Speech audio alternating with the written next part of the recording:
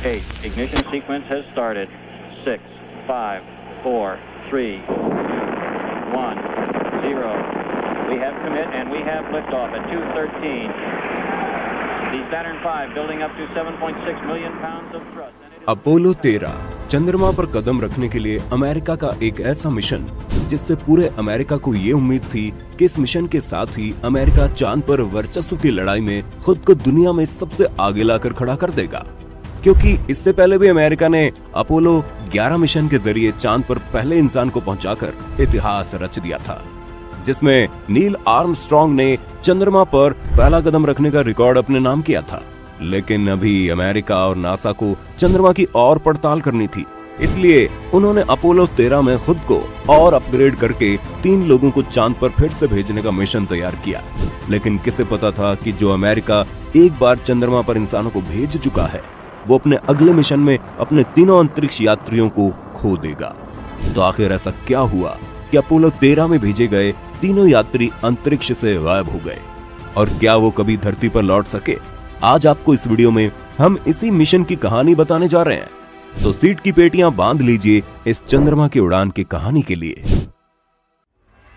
11 अप्रैल 1970 समय दोपहर 2:37 नासा के स्पेस लॉन्च स्टेशन से अपोलो 13 नाम के स्पेसक्राफ्ट को लॉन्च किया गया। देश की सरकार और नासा को इस मिशन से बहुत उम्मीदें थी, लेकिन इस लॉन्च को लेकर लोगों के मन में कोई खास रोचकता नहीं थी। खैर, सरकार की तरफ से तीनों अंतरिक्ष यात्री mission commander James Lovell, command module pilot John Swigert, lunar module pilot Fred Haise को एक लाइव कैमरे की मदद से टीवी पर टेलीकास्ट करके दिखाया जा रहा था, लेकिन इसे दिखाना बेकार ही लग रहा था।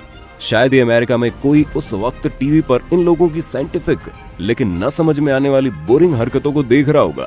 करीब 50 घंटे का समय बीत चुका था और स्पेसशिप करीब 3,22,000 किलोमीटर की यात्रा कर चुकी थी।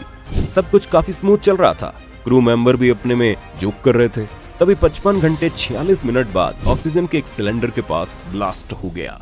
इस सिचुएशन में जैक ने ऑक्सीजन की सप्लाई को दूसरे टैंक पर शिफ्ट किया ही था, जिससे कि जितने क्रैक्ड वायर थे वो एक्सपोज हो गए और तुरंत ही टैंक नंबर 2 ब्लास्ट हो गया।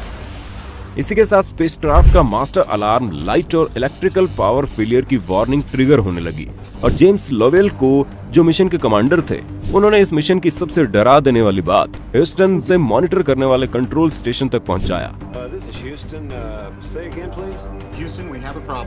कंट्रोल स्टेशन को इस बात पर अभी भी भरोसा नहीं हो रहा था, लेकिन जो वार्निंग लाइट का सिग्नल आ रहा था उसके हिसाब से 2 से 3 फ्यूल सेल बर्बाद हो चुके थे, और ये वही फ्यूल सेल थे जो स्पेसक्राफ्ट को मुख्य रूप से इलेक्ट्रिसिटी प्रोवाइड कर रहे थे। इसके साथ ही उन्हें ये भी पता चला कि एक ऑक्सीजन सिलेंडर पूरी तरह से खाली हो चुकी है और दूसरे में से जल्दी जल्दी ऑक्सीजन निकल रहा है। कंट्रोल स्टेशन ने एक साथ इतनी ज्यादा विपरीत परिस्थितियों की कल्पना भी नहीं की थी।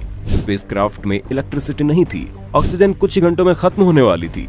अब ये तय हो गया था कि वो क्राफ्ट के जिस पार्ट में बैठे हुए हैं वहाँ कार्बन डाइऑक्साइड की मात्रा बढ़ने के कारण उन लोगों का दम घुटने लगेगा।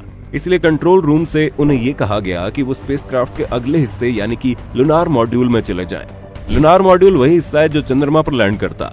कंट्रोल रूम की बात को मानते हुए तीनों लूनार मॉड्यूल में शिफ्ट हो गए। किस्मत से वहाँ कुछ ऑक्सीजन भी थी जो सलामत बची हुई थी, लेकिन वहाँ पर भी तीनों की मौजूदगी के कारण कार्बन डाइऑक्साइड की मात्रा बढ़ती जा रही थी। डर ये भी था कि अगर उनका पैर कहीं गलत जगह पड़ गया तो संभव है ऑक्सीजन की सप्लाई का ट्यूब पंचर हो जाए और ऑक्सीजन लीक करने लगे। अब कंट्रोल रूम को एक चीज क्लियर हो गई थी कि इस कंडीशन में ये स्पेसक्राफ्ट चंद्रमा पर कभी भी लैंड नहीं कर पाएगा।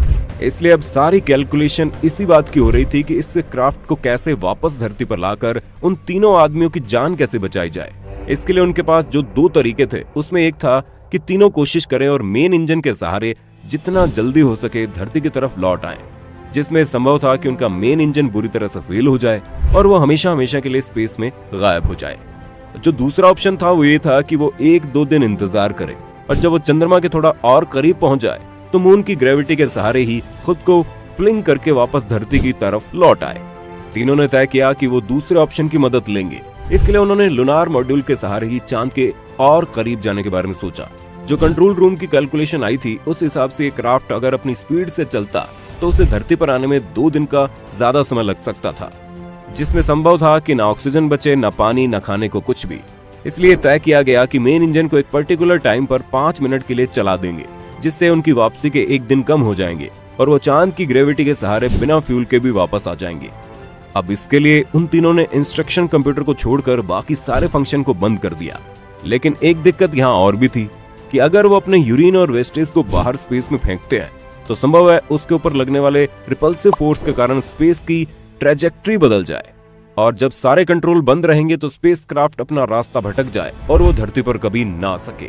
इसलिए उन्हें यह इंस्ट्रक्ट किया गया कि वे अपने वेस्टेज बाहर ना फेंके, जिस वजह से उन्होंने पानी पीना भी बंद कर दिया, जिससे उन्हें डिहाइड्रेशन भी होने लगी। और उसके बाद ठंड के कारण एक को बुखार भी आ गया, जिससे बचने के लिए बाकी 2 उसकी बॉडी से चिपक गए। आखिरकार किसी तरह वे उस टाइम पर पहुंचे जब उन्हें यह इंस्ट्रक्ट किया गया कि अब वो 5 मिनट के लिए इंजन बंद कर दे। इसके बाद 3 दिन की असहनीय सर्दी की यात्रा करते हुए तीनों धरती की तरफ बढ़ने लगे। अब उन्होंने इंस्ट्रक्टिव कंप्यूटर को बंद कर दिया था क्योंकि वो बहुत ज्यादा इलेक्ट्रिसिटी ले रहे थे। इस वजह से अब आगे उन्हें अपने आप सारी चीजें कंट्रोल करनी थी। चीजें सही जा रही थी। लूनार मॉड्यूल ने अर्थ के एटमॉस्फेयर में एंटर कर लिया और एंट्री करते ही कंट्रोल रूम से उनके कनेक्शन कट गए। ऐसा ज्यादातर 3 मिनट के लिए होता था, लेकिन जैसे 3 मिनट से ज्यादा का समय हुआ, लोगों की घबराहट बढ़ने लगी। सारी दुनिया आंख गड़ाए उनकी वापसी को देख रही थी। तभी एक आवाज कंट्रोल रूम में आई, ओके जॉय। ये उसी स्पेसक्राफ्ट से आई हुई आवाज थी। इसका मतलब था वो तीनों सही सलामत आ गए हैं। सिग्नल जैसे ही वापस जुड़ा तो ये पता लग गया कि वो सही सलामत अपने पैराशूट की मदद से पैसिफिक ओशियन में उतर गए हैं। इसके बाद उन तीनों को वहां से निकाल लिया गया और उनकी जान बच गई। लेकिन करीब 3 दिन तक उनके बारे में किसी को कोई जानकारी नहीं थी, इसीलिए ये कहा जा रहा था कि वो गायब भी हो सकते हैं। खैर, अपोलो 13 में गए तीनों मेंबर अपनी चालाकी से धरती पर वापस तो लौट आए, लेकिन अमेरिका की सारी उम्मीदों पर पानी फिर गया। आपको अपोलो 13 की ये कहानी कैसी लगी कमेंट करके बताइए।